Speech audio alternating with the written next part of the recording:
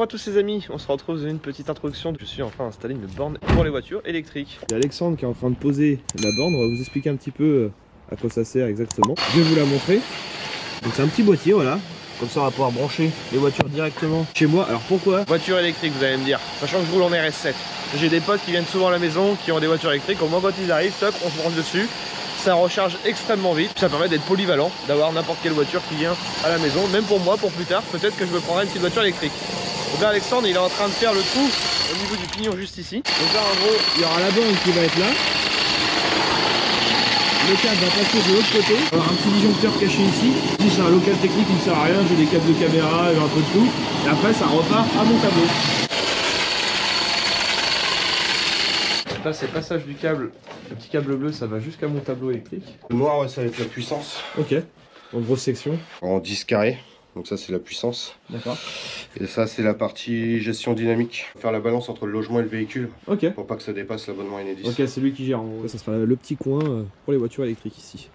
Plus tard je ferai peut-être une dalle béton, quelque chose. Fixation du boîtier au mur.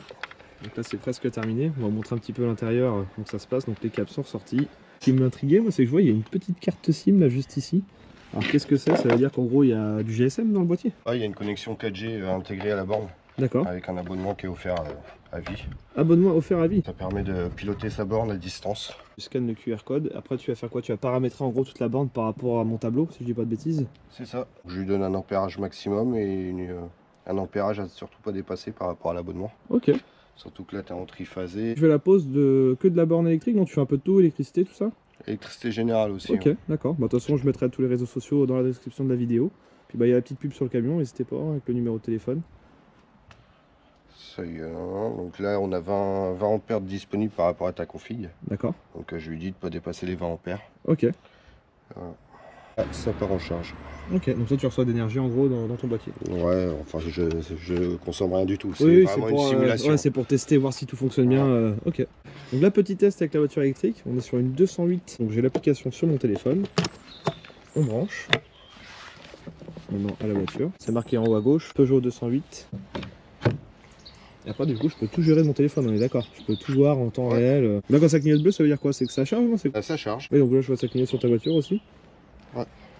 Recharge intelligente, donc là, c'est en train de charger. Ça va ajouter l'énergie en fonction de la puissance qu'elle est en train de tirer. D'accord. Donc là, on peut voir que ça chargera à 100%. Et ça sera prêt, ils disent, pour samedi soir, minuit 10h. Pareil, je peux tout programmer, si vraiment je veux que ça soit une recharge rapide, je peux dire, tiens, je veux que tu recharges de telle heure à telle heure, en mode boost. Exactement. Et là, si on veut charger au maximum, on active ce qu'on appelle le mode charge max. Là, ça chargera à 4 kW. En temps réel, ce que ça met. Okay. Et donc, temps à faire pour le plein. Donc là, ça met 7 heures parce que ça va. Je peux même programmer, admettons, si je veux la laisser à 80% pour pas que ça la charge à fond. Tout à fait. Ok. Donc là, il faut juste mettre en pause, choisir le pourcentage de charge. Okay, charge max, ok. Et le temps que ça va mettre. Exactement. Donc, si j'ai qu'un temps de 2 heures ou toute la nuit. Par exemple, tu dois partir le matin à 8h12. Là, c'est marqué planifié. Et donc, ça mettra la recharge prévue pour samedi matin. Enfin, là, c'est samedi, mais du coup, demain matin à 8h. À 80%. On peut vraiment tout programmer, quoi. Exactement. Si vous voulez ajouter également le préconditionnement de l'habitacle, si vous voulez pouvoir mettre le chauffage par exemple dans votre véhicule, vous pouvez directement l'activer comme ça. Et donc là, donc la voiture elle est connectée en temps réel avec la borne, du coup ça va sur l'application. Exactement. Je peux tout programmer. Ok, d'accord. Tout se fait directement dans l'application OMI. Là, on verra également votre planning avec les différents créneaux. D'accord. Et vous pouvez même définir votre tarif d'électricité. C'est-à-dire par exemple... Allez, si on ne veut pas dépasser un certain coût, mettons on met budget max, hop, c'est elle qui va gérer ça. Tout à fait, exactement. Par exemple, vous avez votre tarif Total Énergie, donc il y a différents tarifs. On peut par exemple prendre celui-là. Vous voyez l'amplitude du tarif, donc vous payez le moins cher à 0,15 € de kWh jusqu'à 0,27. Donc le plus intéressant, c'est forcément de payer à 0,15 pendant la nuit. Et donc là, exactement. Là, vous activez votre tarif. Là, je la branche, admettons en pleine journée, elle va pas se recharger, elle va s'activer que la nuit en étant branchée. Quand l'énergie est le moins cher, pour pouvoir recharger votre véhicule au prix le moins cher. Prochaine recharge prévue à 1h du matin. Donc la borne. Ok, donc là c'est branché, on voit que d'ailleurs ça recharge plus. Exactement. Avec la modification sur l'application. Donc ça va s'activer à partir de cette heure-là. Excellent, là, tout est une application bien complète. Très bien. Si vous voulez pouvoir suivre votre historique, alors forcément là il n'y a pas d'historique, mais si vous voulez pouvoir suivre votre historique de charge, vous pouvez directement. Là vous verrez votre coût basé sur le tarif que vous avez rentré, l'énergie consommée et le temps de recharge. Et le dernier petit point, c'est que vous pouvez même faire un extract PDF des consommations pour vous faire rembourser. Ah oui, par exemple, on travaille dans une entreprise où on peut se faire rembourser d'électricité de la voiture. La petite question, alors admettons j'ai des panneaux solaires sur la maison. Est-ce qu'on peut prendre l'énergie des panneaux solaires, la rebalancer sur la borne pour que ça recharge la voiture? Tout à fait. Avec la bornomie, si vous avez un surplus de production solaire, Ok. après avoir utilisé toute l'énergie solaire utilisée dans vos appareils de la maison, vous pouvez en fait rediriger le surplus directement dans votre véhicule. Au lieu de le revendre à votre fournisseur d'énergie à moindre coût. Donc tu te sers de ton énergie du coup gratuitement quoi. Exactement. Donc tout se passe directement dans l'application OMI. Vous pouvez faire un mix de réseau et de solaire si vous avez besoin de charger plus rapidement votre véhicule. Vous pouvez choisir de faire uniquement du solaire si vous voulez faire uniquement du solaire. Okay. Et dans l'application, vous pouvez voir votre historique des recharges et voir également quelle énergie solaire vous avez utilisé et combien vous avez. Tout le récap comme sur le compteur de la maison, quoi, tout pareil quoi. Exactement. À part que c'est gratuit, c'est solaire quoi. Et combien tu as économisé avec l'énergie solaire.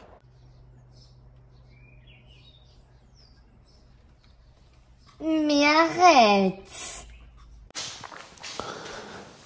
Petit test d'un incroyable produit que j'attendais depuis très longtemps. Je viens de le recevoir, on va le déballer ensemble. C'est un scanner 3D comme vous avez pu le voir dans cette miniature. C'est un objet que je voulais tester depuis vraiment très longtemps. Moi qui ai une imprimante 3D, j'ai hâte d'essayer ça. En gros, on va pouvoir scanner n'importe quel objet, ce que l'on veut, et on va pouvoir du coup le retravailler sur le PC et l'imprimer. Moi qui est très technologie, maison connectée, toujours les derniers produits Apple, et ben on va déballer ça ensemble. Il est juste ici.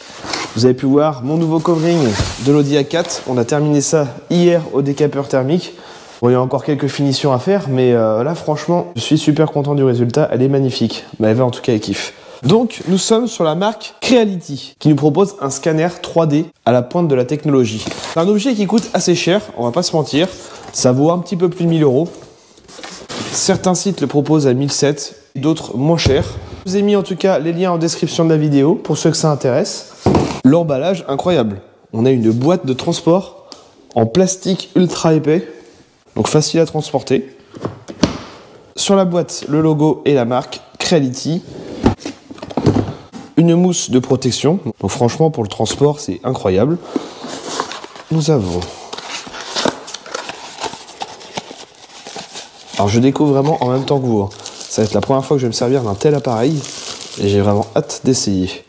On dirait un chargeur.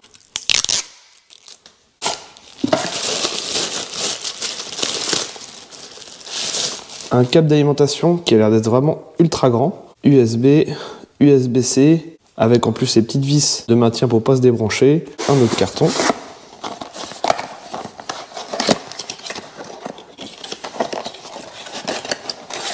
Ah ok, là nous avons toutes les prises américaines, européennes, extra. Bah pour une fois, ça c'est pas mal.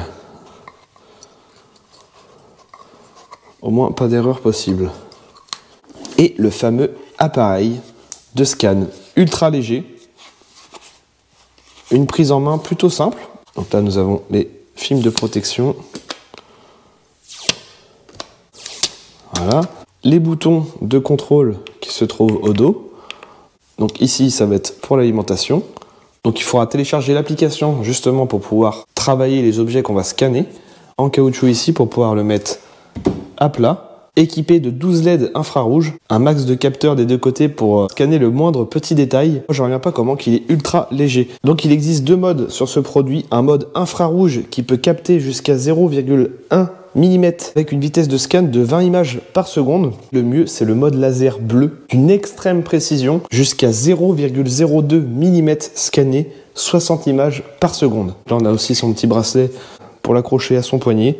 Il pèse normalement 372 grammes. Puis bah c'est ultra facile à transporter avec cette petite mallette.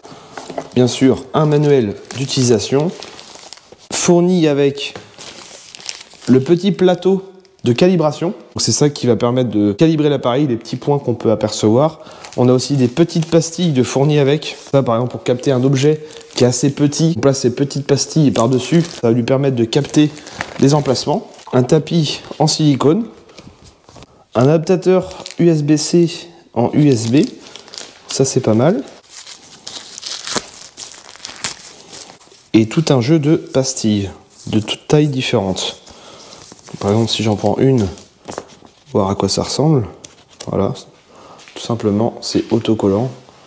Ça permet de capter ce que l'on veut. Donc déjà, on va le connecter, le calibrer, et on va scanner un objet. On peut scanner un mètre, un cutter, ma voiture.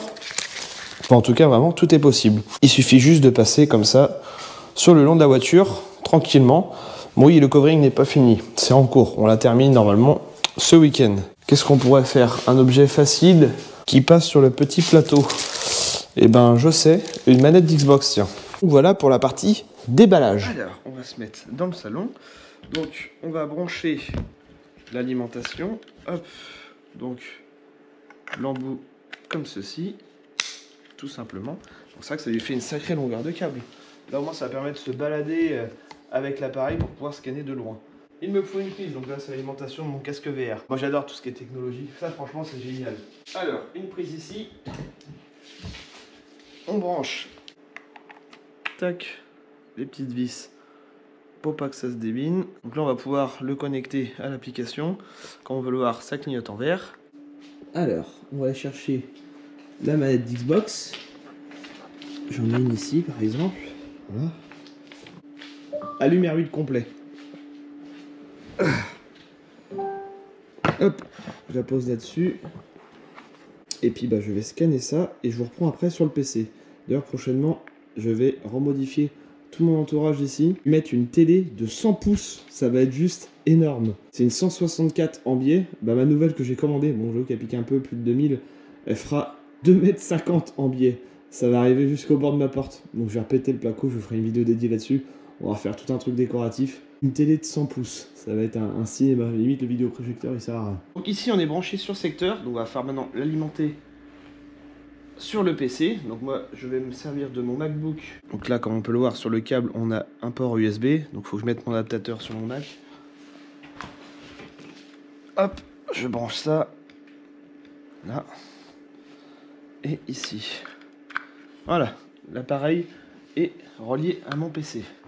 Donc là on va se retrouver sur le site de Creality pour télécharger le fichier pour Mac. Donc là il nous propose Windows, hop, Mac, on prend le dernier, download, c'est parti. On attend que ça se télécharge. Le modèle exact, ça s'appelle CR Scan Raptor. Donc là les amis, une fois l'application téléchargée sur le Mac, donc Creality Scan, on lance l'application. Ensuite on va devoir créer un nouveau projet. Donc là on va le renommer manette d'Xbox. Une fois que le nouveau projet est créé, donc là on va pouvoir maintenant relier le PC avec le scanner et on va pouvoir scanner l'objet que l'on veut. Donc bah c'est parti, let's go, on va scanner. Là comme on peut le voir, ça active du coup les lasers bleus. On va pouvoir prendre tout doucement le tour de la manette. Donc il y a un premier scan qui était pas très convaincant. Il manquait un petit peu de morceaux au niveau de la manette, mais c'est pas grave, on va pouvoir retravailler tout ça après avec le PC et l'application. Donc là on rescanne plusieurs fois jusqu'à temps qu'on a une forme homogène. Et après ça sera de la finition qui va se passer directement sur l'ordinateur. Bon, en tout cas c'est vraiment un super produit, vous pouvez tout scanner. Alors moi qui est un peu dans le monde de l'automobile, eh ben, l'avantage c'est qu'on peut recréer des petites pièces qu'on ne peut plus retrouver sur des vieilles voitures, des vieux modèles. Vous le scannez, vous le recréez si vous avez encore la base du truc. Bah d'ailleurs justement, j'ai un truc à scanner sur le taxi. En gros c'est au niveau des boutons de commande, vu que c'est une phase 1 transformée en phase 2, il n'y a rien qui correspond. Hop, je vais ramener mon PC, on va brancher ça. Et en gros, ici ce sont des portières de phase 2. Mais comme on est sur une phase 1, les branchements, voilà, on les voit, ne sont pas du tout les mêmes que pour le phase 2. Voilà, le bouton est totalement différent. Donc j'ai pas envie de couper les fils et tout repérer, ça va être une vraie misère. Je sens que c'est pas du tout les mêmes cosses. Il va falloir que je modifie le bouton. Donc on va enlever celui-ci, on va adapter celui-ci. Donc l'idéal ça va être de scanner cette partie-là et on va recréer ça, la partie du fond, pour pouvoir emboîter le nouveau bouton. Bon, une fois qu'on a scanné tout ça, on va se retrouver sur le PC. Et d'ailleurs, j'ai ça aussi à réparer. C'est une pièce de feu arrière de voiture. Donc la base est complètement cassée. On va la remodéliser, l'imprimer et la remettre sur le feu, tout simplement. Je vais vous mettre une petite vidéo exemple juste après. Donc là, on se retrouve sur le PC. Je vous fais ça en mode accéléré. Donc modélisation du produit, on peut modifier les pièces, ajouter des petits bouts de plastique en plus.